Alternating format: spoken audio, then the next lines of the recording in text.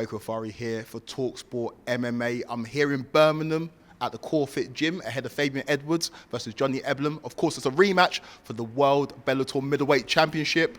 Fabian tasted defeat in that first matchup and he's looking to avenge that loss in Saudi Arabia next weekend. talkSPORT will be there, we'll have you covered. And it's of course on the undercard of Francis Ngannou, who makes his return to the MMA cage and he takes on Helen Ferreira for the World Heavyweight Championship. Fabian's actually upstairs, so we're going to have a chat with him. Let's go.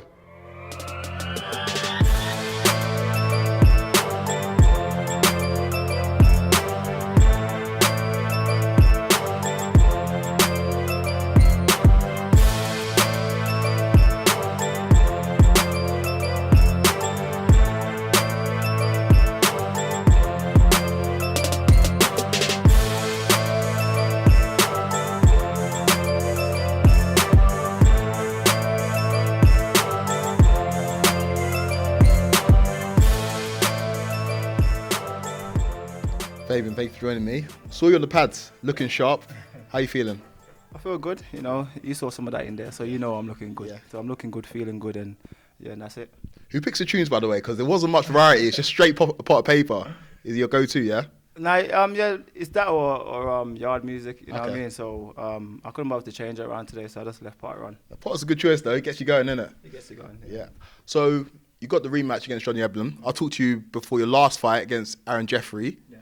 Obviously, it's a rematch against Eblen. How you feeling going into that one? I feel good. You know, honestly, I feel good. I feel calm than the first one, more confident than the first one, and yeah, I'm excited, honestly. And what's the feeling? Because you've tasted defeat before in your career, but that was the first KO defeat of your career. Yeah. What's the difference in the camp in the lead up to this rematch? There's no difference. You know what I mean? There's no difference. Like, if you can make a KO or a loss affect you too much, you finish in this game. You know what I mean? So obviously, a lot of us have been knocked down before, and a lot of us have came back stronger. So I don't really look at that, you know. And how you plan to approach it? Obviously, we're in Core Fit right now, doing your striking. You also train at Renegade. Yeah. So what's the approach to this fight against Eblen, who's obviously wrestling heavy? The approach is the same as last time. You know what I mean? Up until I made a mistake last time, I was beating him in all areas. You know, so obviously we made a few tweaks to technique, and yeah, but the approach is the same. Yeah. I'm gonna go out and do my thing. And he faced Impa in his last fight. What do you make of it? You seen the fight, you know what I mean? He almost got stopped and that. But I'll get my hats off to him because he survived and all of that. But yeah, you know what? He doesn't look like he's improving. Yeah. You know what I mean? It's a close fight, isn't it? It's a close fight. He doesn't look like he's improving. So I look forward to going out there and just taking that belt off him, you know? He's big boy. He went up light heavyweight. Are you worried about the size of him coming into this fight? Oh, no. He's small compared to me. You know? So I don't look at the size or anything like that. I look at skill for skill. Yeah. And in terms of preparing for this fight, got much sparring in? Oh, yeah. I've had some big guys come in. You know, I had Simeon Powell and Luke Trainer, Will Flory, sorry. A few other big guys from my gym. So I've been working with a lot of heavyweights this camp just to feel a bit more weight behind it. And yeah, it's been going good. And in terms of the training, how difficult is the weight cut for you at middleweight? Is it simple or is it pretty difficult to get the weight off? Nah, the weight cut's easy, you know. All I gotta do is stay away from my mum's shop. Yeah, I swear, that's all I gotta do. As long as I stay away from that shop, I make weight pretty easy. I was gonna ask you, because obviously you talked about yard music. Is it yard food normally when you're not training? Oh, all day, every day. All day, every day. So when I'm in camp, I have to just make sure to stay away, you know. Yeah. Okay, when you're out of camp though, what kind of food are you yamming? Is it rice and peas? Is it curry goat? What are you yamming during the off season? I'm a mixed meal type of man, so I have to have two meat. You know what I mean? So it'd be like stew chicken and mutton, white rice, 2 dumplings and that. Yeah. You know what I mean? Juice. That's heavy duty, bro. Heavy, you know what I mean? Yeah. So after like training like this, what are you eating? Is it a strict diet? Oh yeah, strict diet. I'm with a fight dietitian from Australia, Geordie. So he sends my plan, and I just make sure I get the food made and stick to that. I saw you on the pads with Henry. How important is he in terms of your camp and preparing for fights? It's very important, you know. Very important. Henry, I've been with Henry for a long time. Obviously, I was with Nate for like a year and a half or so.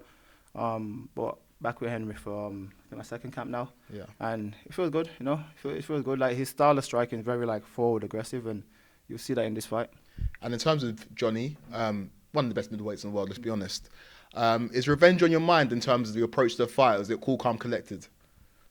A bit of both. You know what I mean? It's revenge, but I have to do it in my way. That means I can't allow the loss to affect me in a negative way. And all I've used it for is just for it to affect me in a positive way, honestly. You know what I mean? So I look forward to bouncing back from this one, you know, and taking it from him.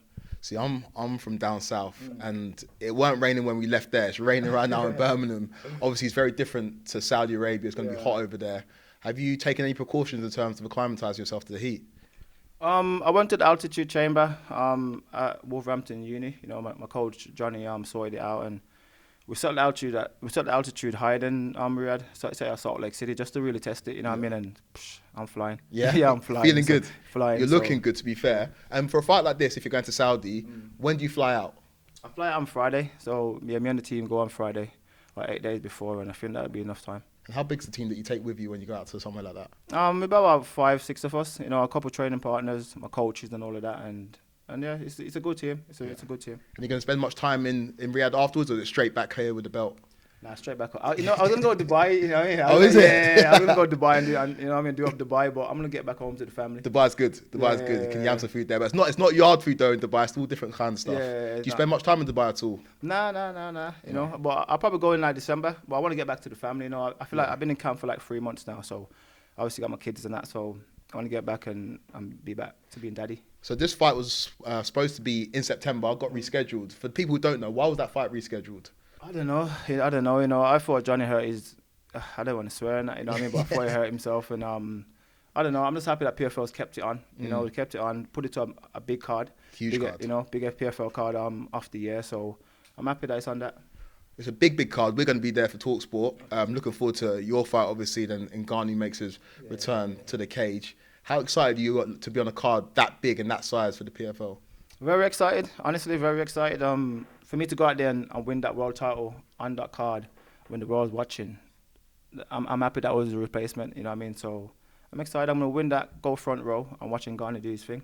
So you're expecting to get done early doors against Eblen then? Early doors. Yeah. I'm trying to come out fresh. Do you know what? When I talk to fighters, they don't like to do it. They don't like to give fight predictions. But I'm going to ask you anyway. How do you get it done against Eblen? And you know what it is? I fought many ways. I fought early doors and I fought embarrassing him in a way of just outskilling him, you know, and both ways feel good. So I can't say it has to be this way or that way. It's either early doors or I embarrass him in terms of I just outskill him, you know, and that's how I see it. Okay. And your last fight, Aaron Jeffrey, good performance. How important was it for you to get that W under your belt before you take on Eblen in the rematch? Very important, you know, the other guy that Eblen called for, you know, so I know some people are saying, how come I got the rematch after one fight, but that was the guy that Eblen called for, and I went out there and beat that guy. So he's on the right that I took his place, you know, so yeah. And in terms of the rest of the middleweight division, what's next for you? Say you get the job done in Riyadh, or if you get the job done in Riyadh, what's next for you in terms of the next fight in the cage? I need Eblen again, you know. Yeah. Trilogy? It got to be a trilogy. Okay. Trilogy in Birmingham. In Birmingham? Birmingham. Nice. That's what I'm calling for. Have you fought much in Birmingham? Nah. I fought in Bellator once. Yeah, I only fought once in my pro career. Yeah. And how's things going at PFL Bellator? Obviously, a lot of changes at the company with the merger. PFL still got the series going on just for the Bellator Middleweight Championship. How's business going in terms of working with the company? It's been good. You know, for me, if I'm honest, nothing's changed. I'm still dealing with Mike Hogan. You know, I got a good working relationship with him, and it stayed the same. Like, once the merger happened, I'm still dealing with him, and he's dealing with whoever, and I'm happy. I'm happy that's going. I've talked to Dan Hardy quite a lot in the build-up to this. Obviously, he deals with the fighters at PFL and Bellator. He's also been down to Renegade. Obviously, we're here at CoreFit right now. And he's talked about how regimented that gym is and how that gym is producing so many good fighters at the moment, because iron sharpens iron, right? There's so many good fighters there. There's so many good people you're sparring against. So talk about your experiences at Renegade and the development of the gym in the last couple of years. Yeah, so there's some killers down that gym. You know, like guys that people just wouldn't even like know. They'll know in the future, but now they don't know. And you have to be switched on in that gym. You know, everyone give each other good work, but it's work to help each other. You know. So that's it. You know, iron sharpen iron, and everyone's feeding off each other's energy, and that's the reason why I see a lot of people being successful. Give me some insight though. You said some fighters that we might not know, but give me the insight in terms of fighters that we might see on our radar in 2025. Obviously Shay Ingram, he made his debut, Cage Warriors. He's good, man. Yeah, you know what I mean, a little savage. You got Farshad, big Iranian fella. He gives work, you know. He gives some work and that. And yeah, obviously I'm just thinking of the guy that I main train with. Obviously some of the little guys, but they're still amateurs, but they'll make their splash on the scene. And I know you talked about sparring already, but how important is it for you to get those bigger guys in? Because we know how big Eblen is. We know, I saw you on the heavy bag as well in terms of what you're doing, not to give away too many secrets with Henry. How important is the physicality of the fight, as well as your striking? We know you can do that, but in terms of imposing your will in that cage, how important is that? Very important, you know. If I look at Eblen, I look at him as a guy that rely on his toughness and being physical, you know, and that's what's got him through a lot of fights. So you have to put respect on that, and I'm looking at going out there and showing him that I can be physical as well, you know. You're clearly one of the best middleweights in the world. When you look at the landscape, I'll put Eblen up there as well. He's an incredible fighter. Then you look at other organisations, you look at the likes of Drickus, you look at Izzy, you look at Sean Strickland. When you're ranking the best middleweights in the world, first of all, where do you put yourself? And then secondly, if it's not yourself in terms of the best, who do you reckon is the next best middleweight in the world? I don't know. You know, obviously, I'm an Izzy fan, you know, in terms of how clean he done it. You know, he done a lot of his defense was clean work, you know. Obviously, I know Drickus the champ at the moment, but it's messy. Yeah. You know what I mean? I like clean work that looks professional, you know. I know Drickus winning that, but I put myself up there, you know. I'll never say another man's better than me. You know what I mean? I never say another man's better than me, but I put myself up there, and you know, this cross promotions stuff should happen one day. I think it should happen. Do you reckon it will happen though? Because you hear, for example, Dana talking about PFL and Bellator, and it doesn't sound like he wants that to happen. But there's so many good fighters in your organisation that I think if they branch over or fought people in the UFC, it'd be a great matchup. Are you in favour of that happening in terms of those crossover fights? Yeah, I think it's not just for myself to test myself, but for the fans as well. You know, to get answers, real answers, because I know everyone says the best guys are in that promotion and all of that, but there's only one way to test it, and that's by fighting each other. So I'm for it. And you're smashing it in MMA at the moment. Obviously, the person who's headlining the card, the Battle of the Giants, Francis Ngannou, he's crossed over but into a different sport. Do you ever see yourself venturing into another sport, or is it just strictly MMA for you? No, I love to do boxing, if I'm honest. You know, my boxing coach been saying, you need to do a boxing fight and that, all of that, and I'm saying, only if it makes sense. You know what I mean, only if it makes sense. But I'm open for that. Okay. I was listening to an interview you did previously, talking about a guy in the other organisation, Ian Gary. He was working at the Renegade Gym or training at the Renegade Gym. You said he didn't really fit the culture, and that's why he wasn't in the gym. Can you elaborate on that in terms of what the issue was with him in the gym? Like I said, not fitting the culture, and that is, we all help each other to grow. You know, so anyone that comes to the gym is if you come to the gym and you're part of the team, I'm going to show you everything I know. You know what I mean? Where it wasn't so much that from him. It was come and take. You know what I mean? And that's why it kind of never slotted him well for the gym culture, and that was it, you know? Okay. Talked to Dave Lovell. I talked to him at one of the Octagon events. Obviously a character. Everybody knows what Dave's like. How important has he been in terms of your development as an MMA fighter? Very important. I know Dave, and I worked with Dave most of my career, you know, and to have someone in the corner that, first of all, care is massive, you know, because some people are just around just for the sake of money or whatever. Dave's there because Dave genuinely care, you know what I mean? So we look at him as a father figure, and yeah, he'll be there inside, you know. Yeah.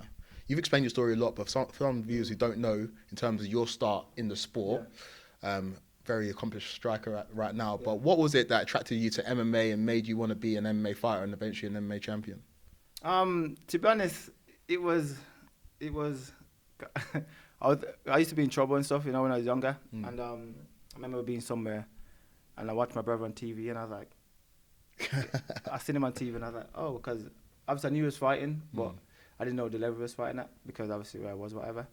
And I just said to myself, when I get to that, I'm going to try that. You know what I mean? When I get the chance to do that, I'm going to try that. And I tried it, and it just worked out good. And I started at 22, you know, so... That's late. It's late, you know, but I'm happy that I started because, it's changed my life. Yeah.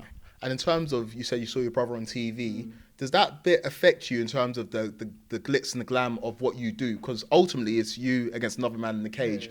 But for a big fight like this, where it's headlined by Francis Ngannou and you're fighting for a title, there's so many TV cameras there, there's so many interviews you've got to do. How much does that affect you in the build-up to a fight? It doesn't affect me at all. You know, I mean, like I said, I've been doing interviews and all of that stuff for the last 8 years now since I turned pro. Do you like doing them? I don't mind them. At the start, that's a lie. That's a lie. At the start, I used to be like, oh, you know what I mean? But now I'm like, it's all right. It depends who's interviewing me as well. Some people I can vibe with, you know what I mean? So it's cool. And do you ever... I see other fighters in MMA and they sometimes get distracted by that kind of things. Do your team kind of insulate you and make sure that you don't get distracted by the outside noise when you're leading up to a big fight? Oh, nah, because they know me. Yeah. You know, they know me, and all of this stuff and posts and social media, it's just part of the game. You know, I never look at it for more than what it is. You know what I mean? I focus on what I need to focus on, which is working every day and the fight. You know, all of this stuff is good, but it's part of it. You know? When you're the champion, man, you're going to do a lot more of these, though. We're going to get you on talkSPORT in the studio to explain how you've done the job against Johnny Eblen. This is Uncaged on talkSPORT with myself, Adam Catterall, and British MMA legend Brendan Loughnane. It does not get bigger than this.